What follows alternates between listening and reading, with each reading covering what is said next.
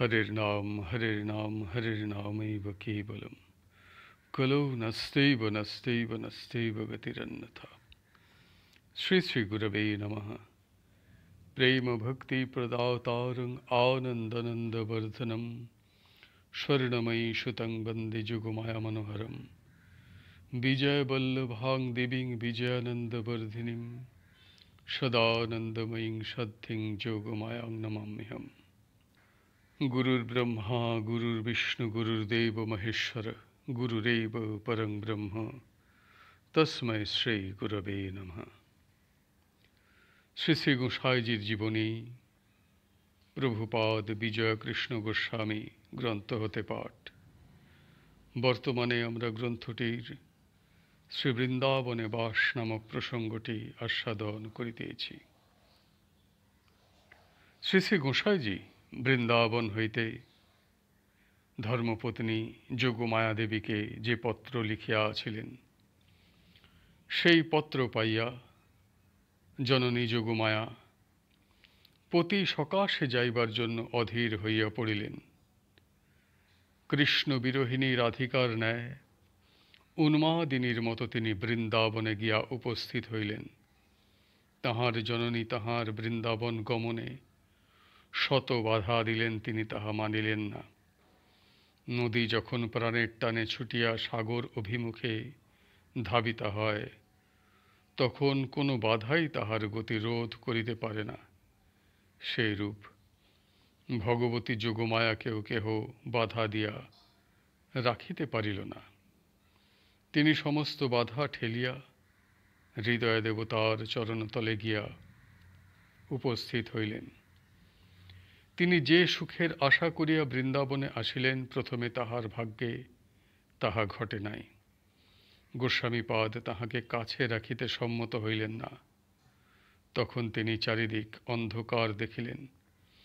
তাহার মাথায় আকাশ ভাঙিয়া পড়িল। গোস্বামী মহাশয় এমন ভাব দেখাইতে লাগিলেন যেন তাহার সহিত প্রভুপাদের কোনো সম্বন্ধ নাই। স্বামীর এইরূপ উপেক্ষা তাঁর প্রাণে বড়ই বাজিল। তাহার মর্ম ভেদ হইয়া যাইতে লাগিল। একদিন তিনি শ্রীধরকে ডাকিয়া দুঃখ করিয়া বলিলেন, শ্রীধর, আমার অবস্থা কেহ বুঝিল না। গয়াতে যখন ইনি অর্থাৎ গোস্বামী মহাশয় সাধন পাইলেন, তখন কলিকাতায় সংবাদ আসিল যে তিনি সংসার ছাড়িয়া সন্ন্যাসী হইয়া আছেন। এই সংবাদ পাইয়া আমি মাকে লইয়া গয়ায় গেলাম।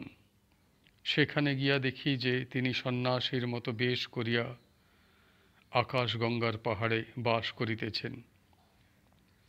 স্ত্রী জাতির স্বামী একমাত্র আশ্রয়। সেই স্বামী সন্ন্যাসী হইলে স্ত্রীর যে কি অবস্থা হয়, তাহা পুরুষে বুঝিতে পারে না। গয়াতে বাস করিতেছি, হঠাৎ একদিন আমার কাছে আসিয়া বলিলেন, তোমার সঙ্গে আমার একত্র সাধন করিতে হইবে, অতএব তোমাকে আমি ত্যাগ করিতে পারিব না। এই বলিয়া আমাকে সঙ্গে লইয়া কলিকাতায় ফিরিয়া গেলেন। সেই হইতে আমরা দুইজনে একত্র হইয়া সাধন ভজন করিয়া আসিতেছি। এক্ষণে আবার উনি যে প্রকার ভাব দেখাইতেছেন, তাহাতে বোধ হয় যেন আমাকে উপেক্ষা করিয়া সন্ন্যাসী হইবেন। আমাকে ছাড়িয়া সন্ন্যাসী হইলে উহার কোনো ধর্ম হইবে না। এই প্রকার বলিতে বলিতে হঠাৎ তাহার ক্রোধের সঞ্চার হইল। চক্ষু রক্তবর্ণ হইয়া উঠিল। তিনি বলিলেন, আমাকে ছাড়িয়া সন্ন্যাসী হইলে উনি যে অবস্থা লাভ করিবার জন্য চেষ্টা করিতেছেন, তাহা লাভ করিতে পারিবেন না। এমনকি আবার সংসারে আসিয়া জন্ম লইতে হইবে। মাতা ঠাকুরানীর কথা শুনিয়া শ্রীধর বলিলেন, আপনি অধীর হইবেন না। আপনি উহার অর্থাৎ প্রভুপাদের সাধনের সহায় হইয়া মহাত্মাদের কাজের সাহায্য করুন। আপনি ক্রুদ্ধ হইলে মহাত্মাদের আরব্ধ কার্য পণ্ড হইয়া যাইবে। শ্রীধরের কথা শুনিয়া জননী শান্ত হইলেন। একদিন সন্ধ্যাবেলা তিনি পতির নিকট বলিলেন, আমি তোমার কাছে আসিলাম, তুমি তো আমার সহিত কথাই বলো না, আমি এখন কি করি? গোস্বামীপাদ বলিলেন, একটি বাড়ি ভাড়া করিয়া সেখানে গিয়ে থাকো, আমার কাছে তোমার থাকা হইবে না। স্বামীর এই নিদারুণ কথা শুনিয়া যোগমায়া দেবী কাতরভাবে বলিলেন, আমি তোমাকে ছাড়িয়া থাকিতে পারিব না, আমি তোমার কাছেই থাকিব। এই কথা শুনিয়া গোস্বামী মহাশয় একটু বিরক্ত হইয়া বলিলেন, আমি যে আশ্রম গ্রহণ করিয়াছি এবং যেভাবে চলিতেছি তাহাতে এখানে তোমার থাকা হইবে না, তুমি আমাকে আর বিরক্ত করিও না। স্বামীর এই অপ্রিয় বাক্য শ্রবণ করিয়া যোগমায়া দেবী অতিশয় দুঃখিত হইলেন। তিনি পতির দিকে চাহিয়া বলিলেন, আচ্ছা, আমি আর তোমাকে বিরক্ত করিব না, এই তোমার ঘর হইতে বাহির হইলাম।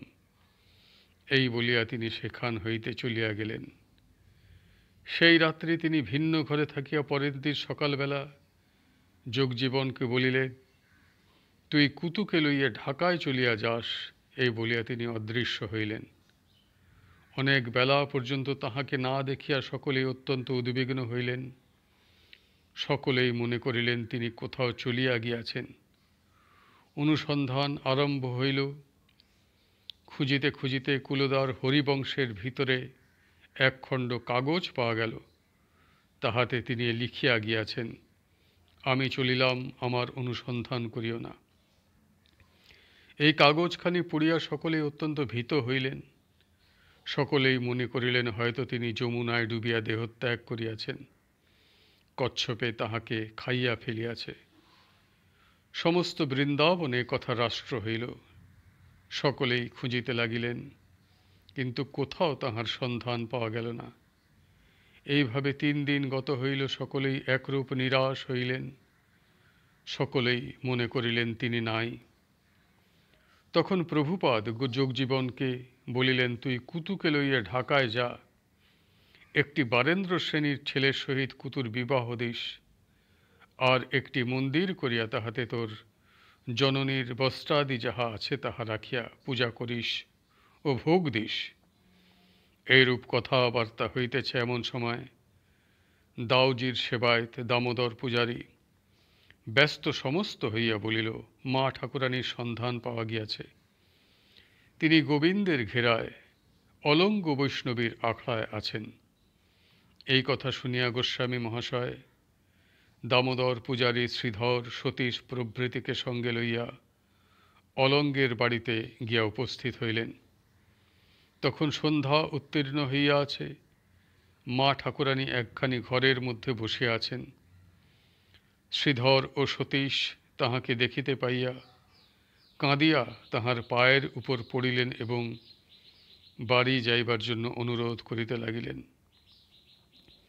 গোস্বামীপাদ আঙিনায় দাঁড়াইয়াছিলেন। তাহাকে দেখিতে পাইয়া মা ঠাকুরানী তাহার কাছে আসিলেন।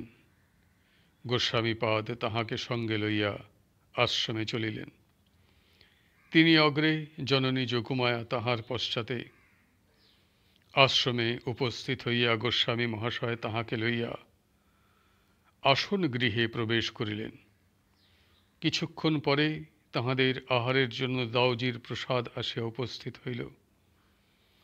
গোস্বামীপাদ প্রসাদ পাইয়া মাতৃদেবীকে খাইতে বলিলেন। মাতা ঠাকুরানী খাইতে সম্মত হইলেন না। প্রভুপাদ অনেক বলিয়াও রাজি করিতে পারিলেন না। তখন অত্যন্ত নরম হইয়া বলিলেন, তোমার কাছে আমার যে অপরাধ হইয়াছে তাহা ক্ষমা করো, প্রসাদ পাও। স্বামীর এই কথায় মাতা ঠাকুরানীর মন প্রসন্ন হইল। তিনি প্রসাদ গ্রহণ করিলেন। অতঃপর তিনি প্রভুপাদের সহিত একত্র বাস করিতে লাগিলেন। আমি গোস্বামী মহাশয়ের নিকট আরও একটু শুনিয়াছিলাম। তিনি আমাকে বলিয়াছিলেন যে মাতা ঠাকুরানী বাড়ি হইতে বাহির হইয়া সমস্ত দিন এক জায়গায় লুকাইয়াছিলেন। গভীর রাত্রিতে তিনি যমুনায় ডুবিয়া মরিতে গিয়াছিলেন। তিনি যমুনায় ঝাঁপ দিবেন এমন সময় পরমহংসজি আসিয়া বাধা দেন। পরে তাহাকে সান্ত্বনা বাক্যে প্রবোধ দিয়া ফিরাইয়া দেন। পরমহংসজির কথায় আত্মহত্যার সংকল্প ত্যাগ করিয়া তিনি অলঙ্গ বৈষ্ণবীর আখড়ায় গিয়াছিলেন। সন্ধান পাইয়া সেই স্থান হইতে তাহাকে আশ্রমে আনা হয়। এই স্থানে লেখক পাদটীকা লিখিতেছেন, ঘটনাটি প্রভুপাদের মুখে যেরূপ শুনিয়াছি সেই রূপই লিখিলাম। এই সময় পরমহংসজি মাতা ঠাকুরানীকে মুক্তিনাথে লইয়া গিয়াছিলেন, এইরূপ কথা রটিয়াছিল। আমি প্রভুপাদকে জিজ্ঞাসা করায় তিনি বলিয়াছিলেন, আমি তাহার মুক্তিনাথ যাওয়ার কথা জানি না। আজকের পাঠ এই স্থানেই সমাপ্ত হইল। হরি বল, হরি বল, হরি বল। জয় গুরুদেব, জয় গুরুদেব, জয় গুরুদেব।